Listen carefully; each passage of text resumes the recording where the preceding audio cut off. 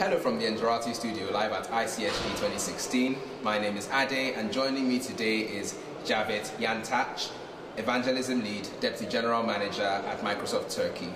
We don't often have evangelists at the Engerati studio, but I'm pleased and I'm really keen to hear what you're doing in the industry. Yes. Please. So I'm an evangelist. What does an evangelist do? So we talk. We talk and talk and talk at events, and we listen. So we listen to developers, startups, independent software vendors or ISVs, and we get to learn their stories.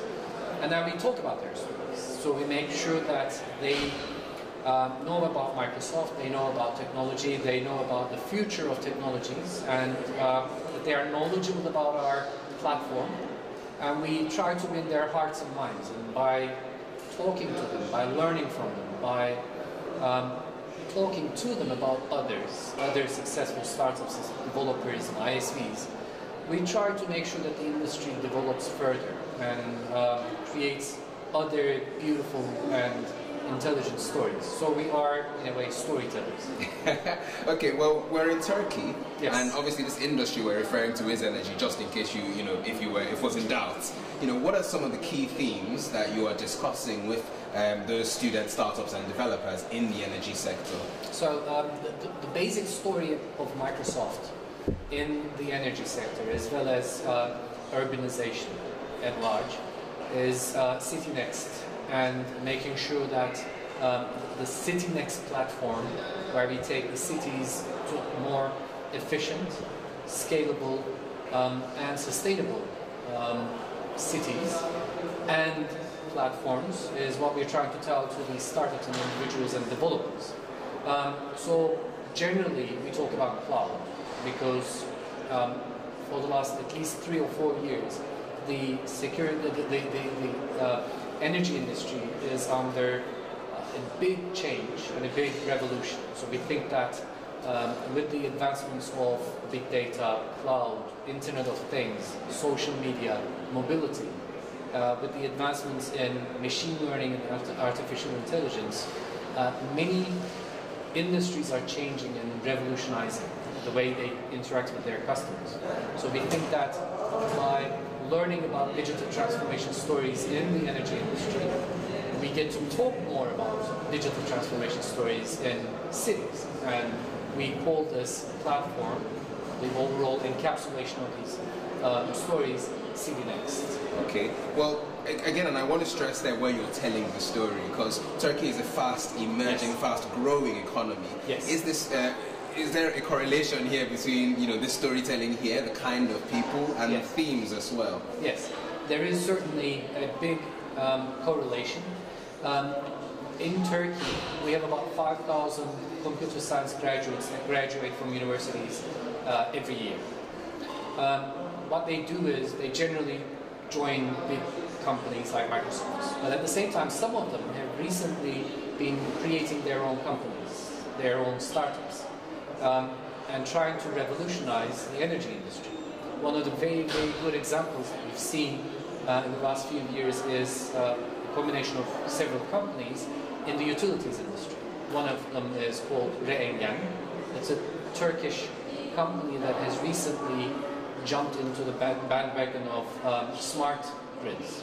So Reengen is a very, very small company, but at the same time working with large companies and large organizations, making sure that they have much more efficient energy structures. So they collect data from almost everywhere in the organization, whether it is refrigerators or AC systems or cooling systems or machinery. Collect that data and they find out how they can make the energy consumption much more efficient. They turn that data into a machine learning platform. They make sure that the machine learning tells an intelligent story about energy consumption, and therefore they tell their clients, their customers, how they can decrease the size of their energy bills as well as become much more environmental friendly. So that's just one story. We have lots of other stories coming out of Turkey from these fresh young students. Okay, well, storytelling is good, right? Right. And evangelism, you know, I get the message, you're spreading the word, but, you know, there are realities. There are, Yes. even the smart grid in itself, we're not really seeing its full potential. Correct. Potential is outstanding. How do you actually take those dreams to reality? What else other than spreading the word are you doing for these startups? So we work with incubators and accelerators, technology parks, and we get to these startups, we talk to these startups. So that's the first thing that we do. The second thing is we talk to industry experts and we find out what the real needs are. I think one of the biggest strengths of Microsoft is the ability to tell and go to enterprises, large enterprises and governments, and find out what their real needs are. So we combine the needs, all those big enterprises and organizations, governments, with the capabilities and skills of those startups, and we bring them together in several platforms. So we bring them together in hackathons, we bring them together in case competitions, we bring them together in development workshops, and we make sure that the capabilities of those small startups meet the needs of those big organizations. Sometimes this is easier said than done, because the needs are generally very complicated and very difficult to achieve, and those small startups are not really able to achieve those immediately.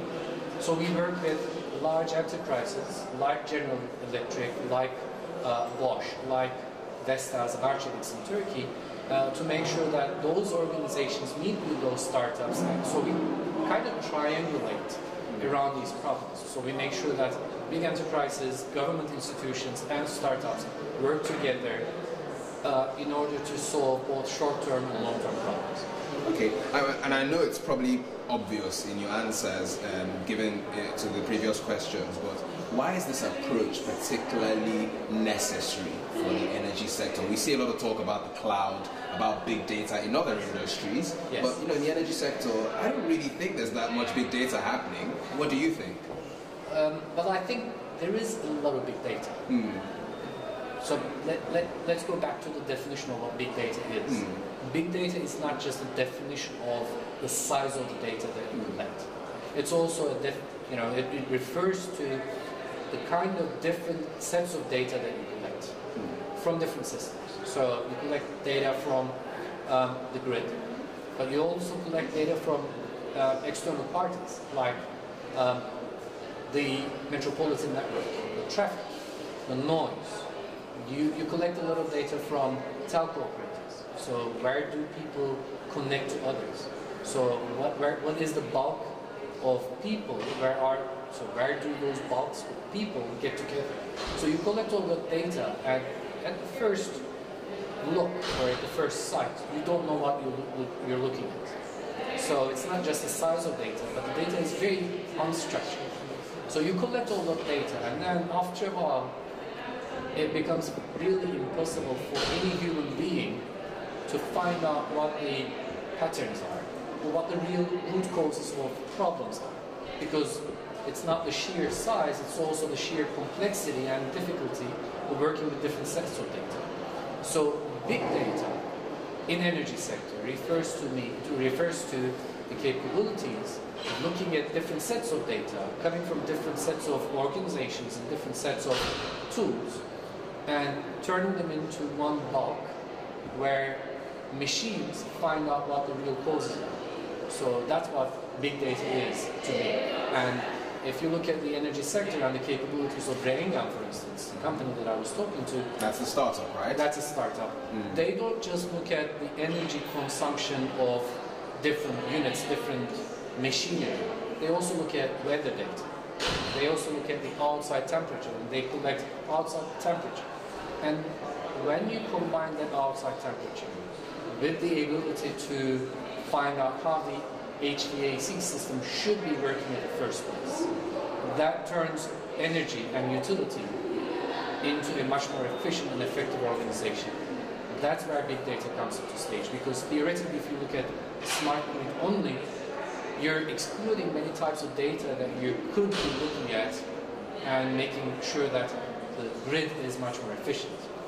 Okay, well, I think that's a brilliant place for us to end the session. So thank you very much, Javed.